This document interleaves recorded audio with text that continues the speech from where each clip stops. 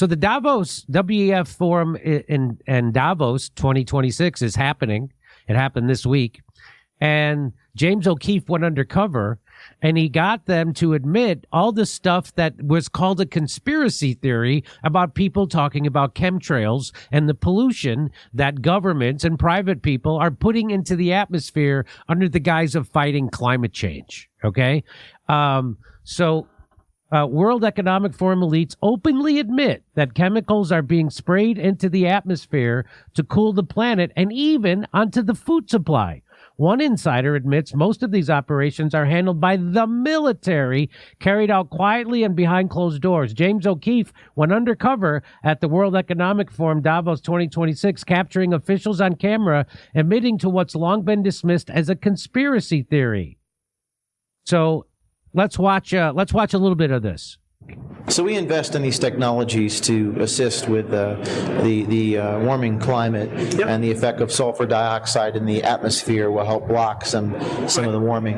So James O'Keefe is posing as a guy who runs a company who's going to be doing these chemtrail stuffs and cloud seeding and things of that nature. So he's presenting himself as one of them undercover, and watch what he gets them to admit. And the particles stay in the air for 1 year.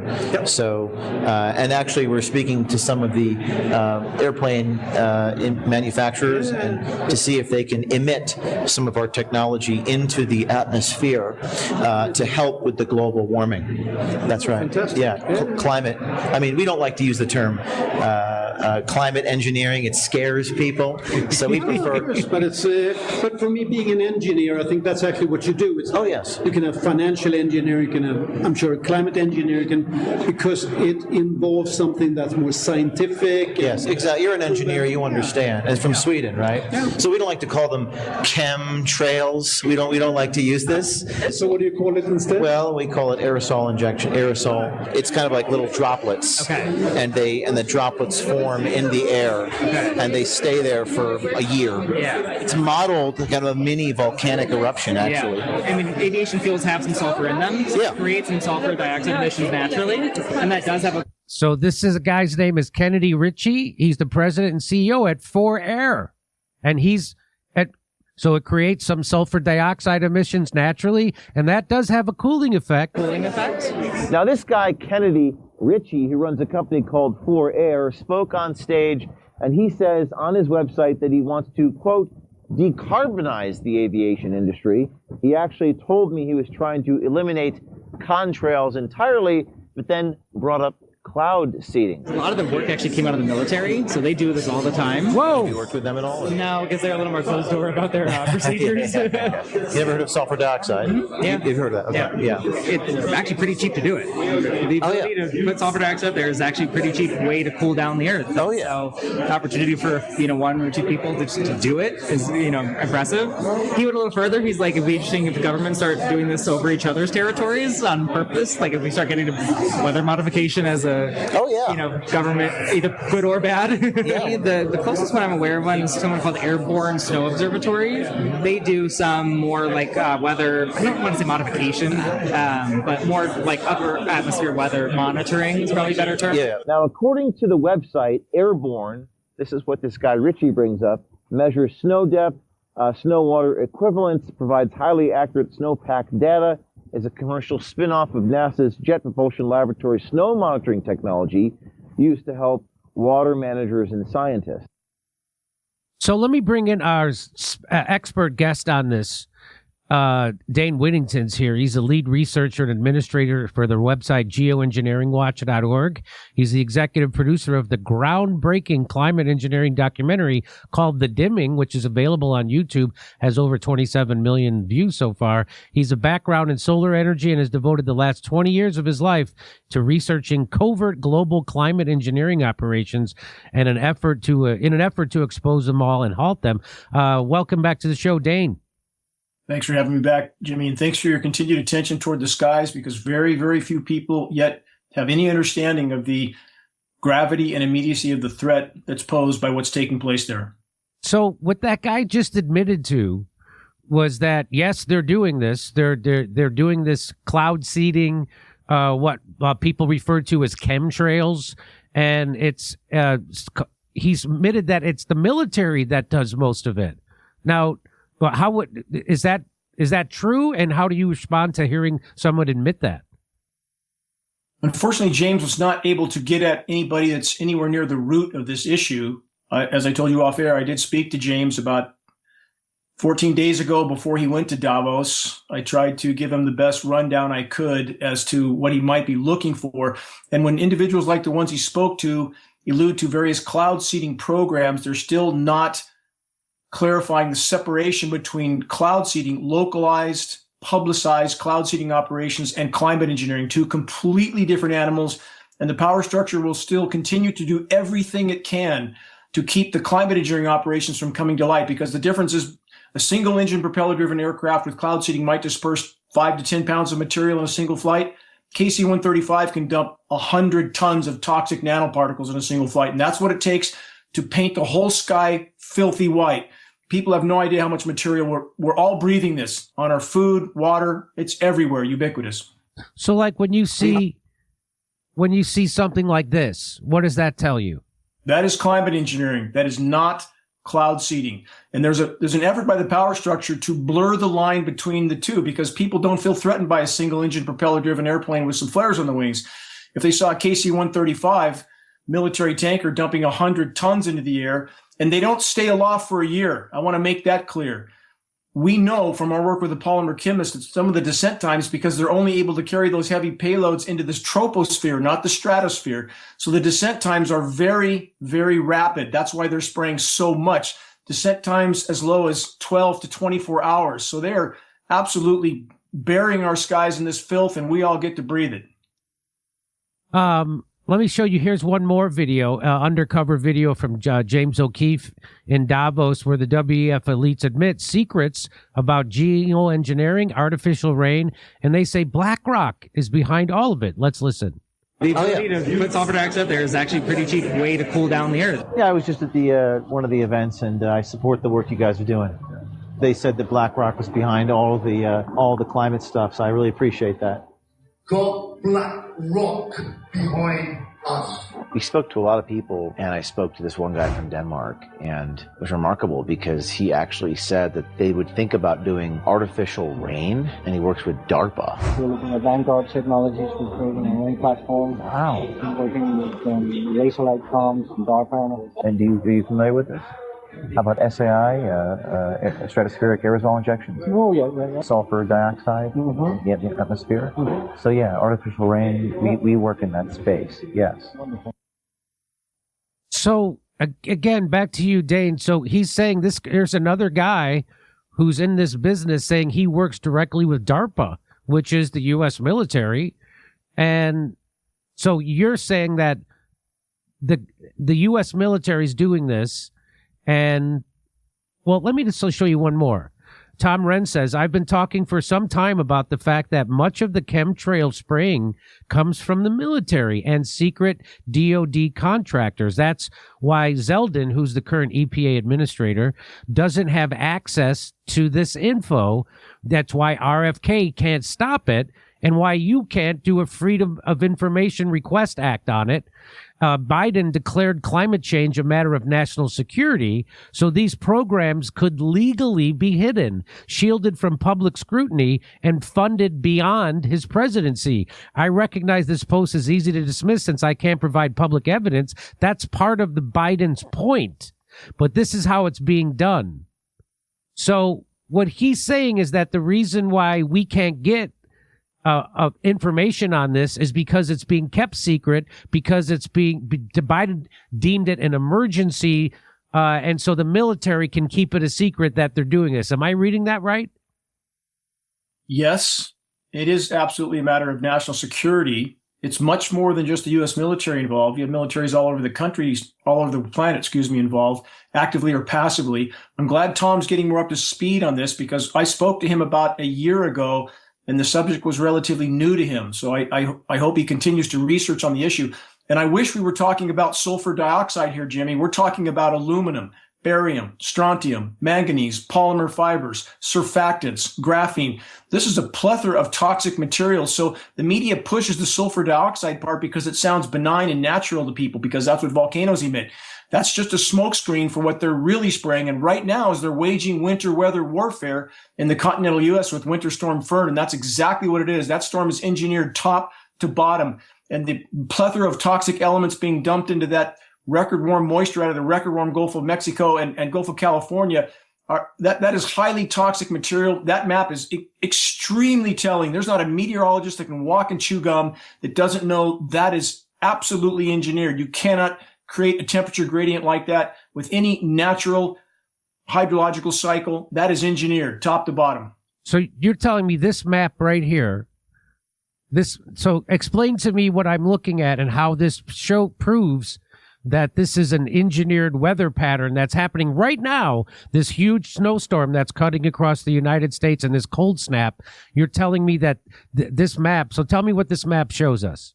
If you went back 20 years, you would never, or 20 years or further, you would never find anything that even remotely resembled that map. Weather moves in the northern hemisphere from west to east because of the Coriolis effect of the planet, because of the spin. Right. So how can it be record warm in the west and record cold in the east? That's patently wrong. So they high pressure dome with frequency transmission facilities, which are weapons of mass destruction like HARP in Alaska. They can superheat the ionosphere, creates a massive expanding bulge in the atmosphere up and down. That creates a high pressure dome in the northern hemisphere, which spins the upper level wind currents clockwise. So picture that red spot of above normal or record high temperatures as being a high pressure dome that rotates clockwise, rotating all the moisture from the Pacific around it, or low pressure zone below it, rotating below it. So they're spinning the moisture around the west, chemically nucleating it. And those are patented processes, by the way. These are endothermic reacting materials. Chinese government openly announced they're doing exactly this on a massive scale. All mainstream media covered it. If you bring it up here, they marginalize you. So they're seeding this cloud moisture with climate engineering aircraft, not the single engine propeller driven kind, but the kind that dump 100 tons in a single payload. And those endothermic reacting elements, in many cases, because this moisture is now so warm, it's reaching the surface, Jimmy, before it sets up. And that's why you're about to have massive ice storms, hugely destructive ice storms, because these materials aren't setting up until they reach the surface. And again, that's not natural either, to have an ice storm transition zone between the record warm migrating moisture and the eventual various forms of frozen chemically nucleated material that fall. That is an engineered scenario, period, top to bottom. So what is in it for them to engineer something like this? Well, again, you have the usual elements: aluminum, barium, strontium, manganese, polymer fibers, graphene. These are named in ice nucleation patents, chemical ice nucleation for weather modification. We have other elements named like urea, even in some of the patents. And these patents are posted at geoengineeringwatch.org. Again, this is not new technology. And Jimmy, you may remember that in various events like the Olympics, the Chinese government announced, don't worry about the rain, it won't. Remember the Sochi Olympics, where it was really in an area that was too warm for the Winter Olympics? Remember that? Yeah. So if you look from a distance in some of the shots there, because Russia's neck deep in these operations as well, so is China. So you had the mountain that the Olympics were held on, the Winter Olympics. It was covered with chemically frozen material. And if you looked at the surrounding mountains, same elevation, there was nothing.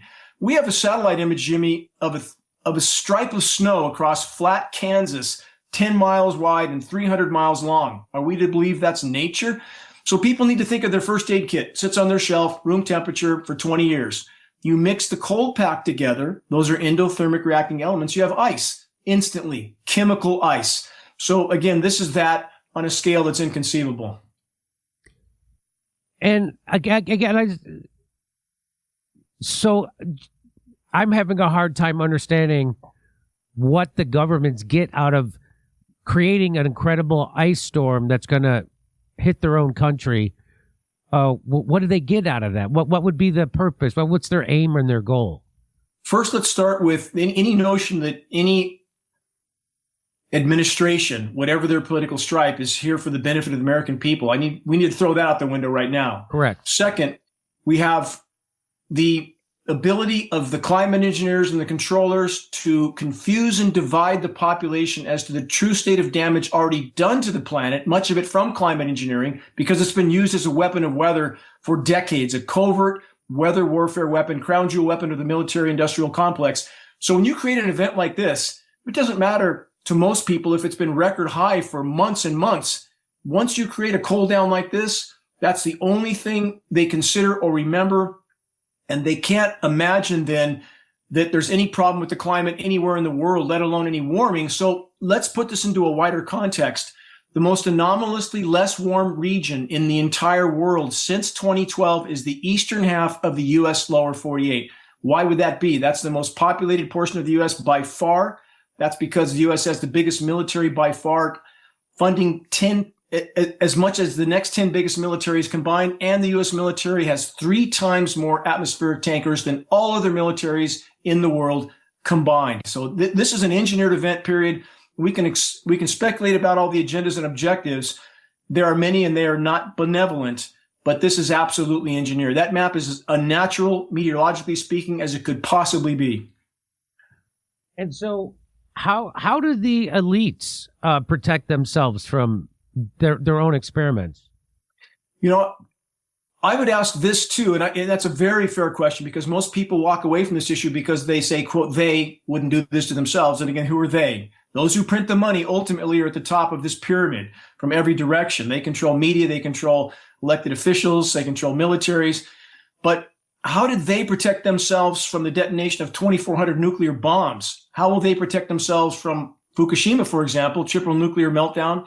No technology to fix it, no end in sight. We have 442 new plants that will go into meltdown as collapse ensues. We're building 60 more. We're not dealing with sanity. And this is most important, Jimmy. They look at this as a risk-to-risk scenario. That is their words, not mine. The risk of doing it versus the risk of not doing it, and not for benevolent purposes.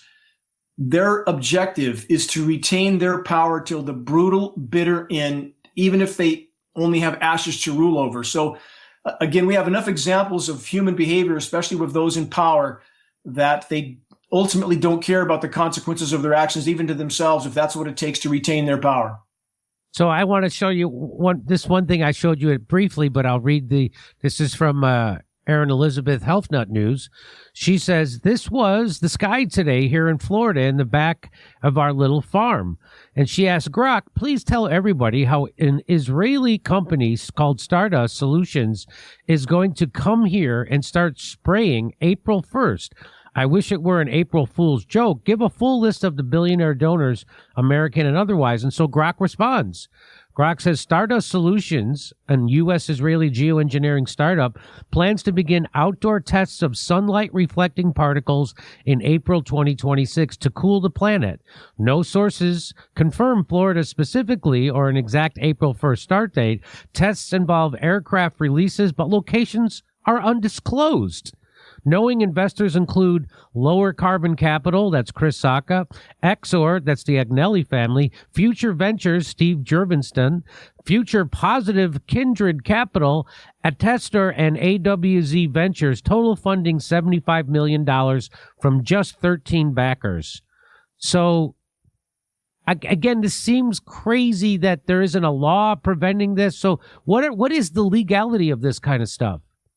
Let me back into this. I know Erin Elizabeth. I know Joe Mercola, Erin's partner. And on this issue, I hope they continue to do research, because the whole Stardust Solutions, Make Sunsets, all these startups are smoke and mirrors designed to distract from the elephant in the sky that has budgets not in the tens of millions, but in the trillions for the aircraft that are deployed all over the globe. So again, all of these types of smoke screens are designed to distract the population, to confuse them as to what's really going on, what scale it's on. These programs were first fully deployed over 80 years ago, Jimmy, immediately after World War II. They've been ramped up steadily ever since. In fact, 1998 was a major ramp up. Jimmy, you remember when they incorporated the term climate change instead of global warming? Yes. And they did that in 1998 because that was the warmest year ever recorded to that point in time. They decided to double down on climate engineering. They knew they would be creating events exactly like what's happening right now in the U.S., Winter Storm Fern, that they will blame ultimately as a result of global warming, when in fact it's 100% engineered with chemical ice nucleation operations. But because they use the climate change term, people accept that as, oh, that's just a part of this process. No, it's not. It's engineered. And we're perplexed at geoengineeringwatch.org as to why all of the sources that claim to be fighting climate engineering are pretending that events like what's happening right now is some sort of sign of global cooling or coming ice age. That's exactly the narrative the climate engineers and the controllers want. Confuse and divide the population, an event that's totally engineered. And we have online people, again, towing the narrative for the controllers. This is winter weather warfare, period. And so, as Kurt points out many times on the show, there was in the 70s, there was a global treaty where you wouldn't use weather modification weapons, right? Am I correct on that's when that happened? Yes, it's called the NMOD Treaty. Yes, 1976. And so when they had this, so as Kurt also points out, well, you don't create a nuclear treaty unless you already have nuclear bombs. You don't create a weather modification treaty unless you already have the tools to create weather modification in a way that it could be used as a weapon of war. So that was way back in this, that's 50 years ago. Back in the 70s, they already had this technology, so much so that they had to have a treaty about it.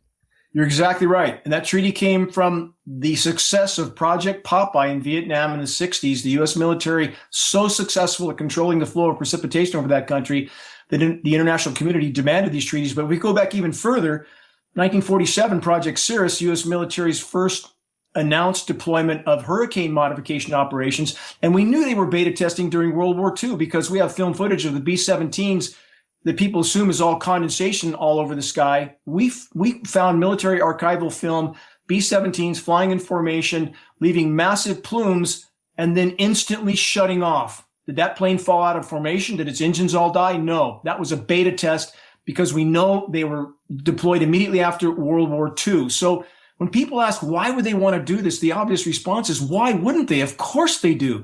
With this weapon, they can bring populations to their knees, including the U.S. population, whenever they want, and blame nature. This is the crown jewel weapon of the military-industrial complex. And so when we look at this map, and what you are saying, what's happening right now in the United States, this warm snap on the West Coast and this brutal winter storm happening in the Midwest and the East, you're saying that they're doing this and then they blame it because on climate change, because they always say, yeah, you're going to have worse storms, you're going to have worse flooding, you're going to have worse snow, and they blame it all on climate change. And you're saying that it's engineered. This is where the equation becomes more complicated, and you're correct. You are exactly correct. There's nothing natural about this, and the map you see, the scenario you see, is a result of massive climate intervention operations. But what people need to also consider, we have been very poor stewards of the planet. I'm not denying that. We've trashed this planet in the geologic blink of an eye. We have problems. But we can't call anything natural weather at this point. Once you taint the system, you taint the entire system. And this is not one country doing it over their airspace. We have countries all over the world actively or passively participating. The atmosphere is literally a battle zone at this point, Jimmy. And we have, going back to 78, 2 years after the NMOD treaties we just talked about, we have 800-page congressional documents posted at geoengineeringwatch.org, important sections highlighted, outlining even then budgets into the hundreds of millions of dollars with participation between otherwise adversarial countries because of the cross-border ramifications. This collusion and cooperation has been going on for decades. Okay, well, Dave Wigington, I appreciate you coming on and giving us your expertise. Is there anything did I leave out you want to add? Just that people shouldn't underestimate their ability to help in this equation. Don't go catatonic thinking that there's nothing you can do. If you share credible data from a credible source, if you start spot fires of awareness with those around you, ask them to do the same. If we all did that, we would push this issue to the full light of day, Jimmy. And if we can do that, the fur would fly. We would cause a shockwave around the world. Our military brothers and sisters who are participating in this, being told they're doing something benevolent, and they're very compartmentalized. Again, did the pilot in Vietnam that was spraying Agent Orange on his comrade on the ground, was he told that will kill your pal at some point down the road? Of course not. So again, if we share credible, verifiable data, and we all do that, and we force us to the light of day, governments around the globe would then be forced to face the fact that their populations know what's been done to them without their knowledge or consent. The proverbial pitchforks and torches moment, Jimmy. We need to reach that moment soon. Okay, I hope so. Dane Wigington, everybody check out geoengineeringwatch.org. Also, check out his groundbreaking climate engineering documentary, The Dimming, which is available right here on YouTube. Everybody check that out. Dane, I appreciate you coming on. Talk to you again soon.